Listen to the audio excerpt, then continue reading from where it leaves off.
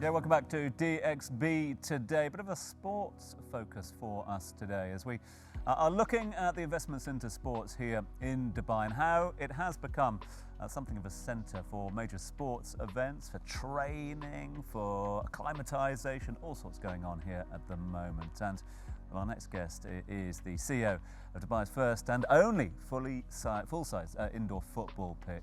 100% recyclable and proven healthier for children as well. Please welcome Daniel Petrovs from ISD down at Sports City, joining us live here this evening. Daniel, thanks so much indeed for your time. Thank you for having me. I mean, the facilities at Dubai Sports City are second to none. They are phenomenal. But in terms of the potential therein, I mean, we've been talking, haven't we, about this demand for sort of year-round facilities. With the population growing all the time at the moment, what is the sort of demand for the booking of your facilities? So I would say that when we discuss the indoor facilities, such as the indoor pitch, indoor paddle, this is something where we are enormously demanded, and this is exactly where we are currently putting our focus in terms of the innovations, because we understand that if you want to succeed in your rentals, you need to focus on the facilities which can operate 365 days a year. That is why our mission is to come and actually to make everything indoor with amazing ACs, amazing systems, and I know that all of our customers are going to be super happy for this. Yeah, of course. Now, Daniel, obviously we want to incorporate sustainability into every aspect, and now, of course, it's becoming big in sports. Now, what would you say is the impact now of having a 100% recyclable football facility? I mean, that's massive. So we believe that Dubai is the city where you need to find your competitive advantage, basically USP. So we thought that, just having a good location and having a decent team that manage the facilities is not usually enough. So for us, the unique selling proposition is the quality of our materials, which we actually bring in the construction of this premises. So as you mentioned regarding the recyclable full-size indoor pitch, yes, indeed, we are the only pitch in Dubai that has the natural infill, natural cork, which we bring from Portugal to Dubai.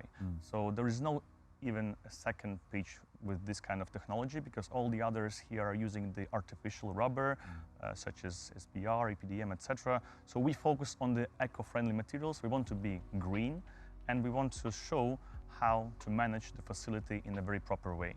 I think you answered my question a little bit now, but sustainability, since we're on buzzwords now, sustainability is another buzzword, right? But often that comes at a higher price point, a higher price fee, right? Either more expensive, or it's cutting costs, or what's the commercial impact of being fully sustainable throughout for your business, and how do you manage it?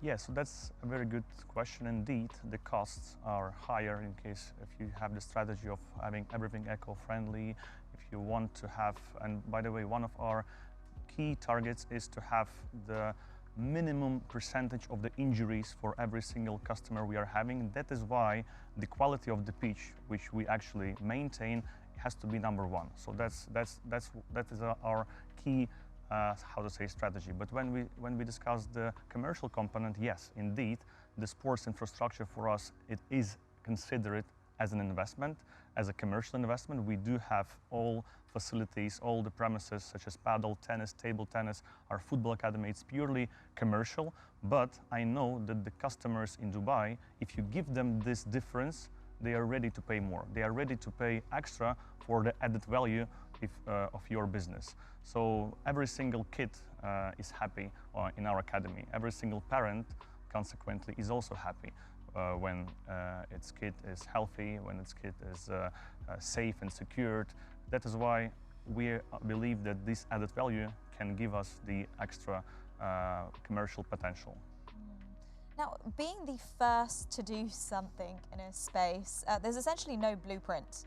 You are creating something pretty special here. Talk to me about those standards that you have upkept, not just in the region, but I guess internationally now as well. Yes, so first and foremost, I do come from a relatively small country, from Latvia, where I did start my journey into the investment and development of the sports infrastructure. So that's how it's actually started in my life. And then I understood when I came to Dubai the first time, I understand that Dubai is becoming a community and a hub for the people in sports. So everyone here likes to look in the mirror every single morning when they wake up.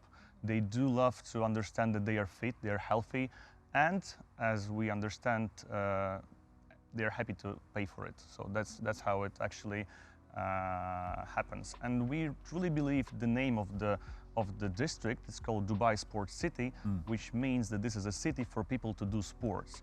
Of course, I wouldn't be able to call our facility as a city, let's call it for now as a village, but indeed we are developing and we love the concept of the sports village within the sports city for the people who are enthusiasts about sports.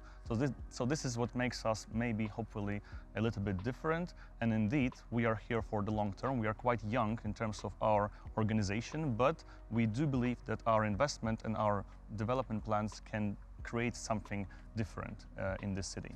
We know that Dubai Sports City obviously was so well known in the city itself, and obviously with population growth, you mentioned that a little bit earlier on, the demand for facilities, the demand for booking as well. But what about from teams and organisations outside? Are you getting a number of calls from international teams, international bodies wanting to come to Dubai for a bit of warm weather training?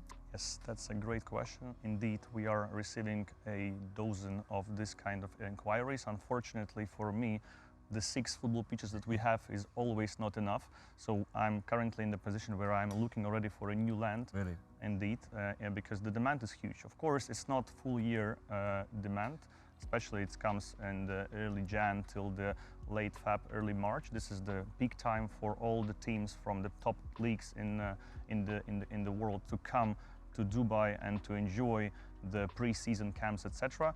However, yes, the demand is huge, and one of our key directions is indeed to make Dubai the home for the pre-season teams to come here in the pre-season basically time. Extraordinary, isn't it? Yeah, there's so much going on here, and Daniels, we can't thank you enough for coming in, explaining a bit more about the philosophy behind what you're doing at ISD, and of course the facilities down at Dubai Sports City.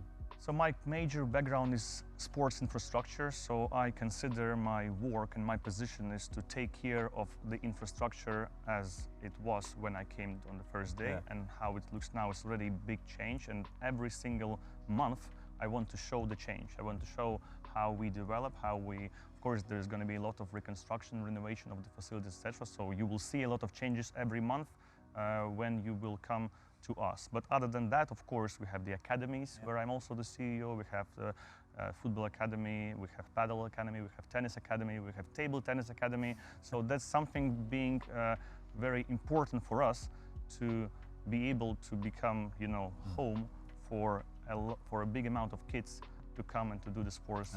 As is attested every single day you go down there. Absolutely rampant. Daniels, bless you. Thanks so much indeed for your time. Really appreciate it. And Bert, thank you also to you for your time. Thanks for guest co-hosting today. It's been an absolute pleasure sharing this over with you. So thank you very much indeed. Thank you, and thank you to all. All the best with the new ventures.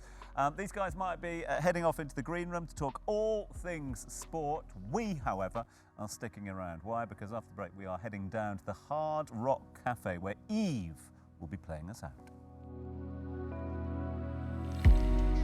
Eve over here. I'm inspired by legends such as Aretha Franklin, Christina Aguilera, Michael Jackson. I'm absolutely obsessed with Michael Jackson. And I've been singing since I was a kid, so these are the kind of artists that I listen to, and this is what I molded my voice over as well. I will be performing in just a bit.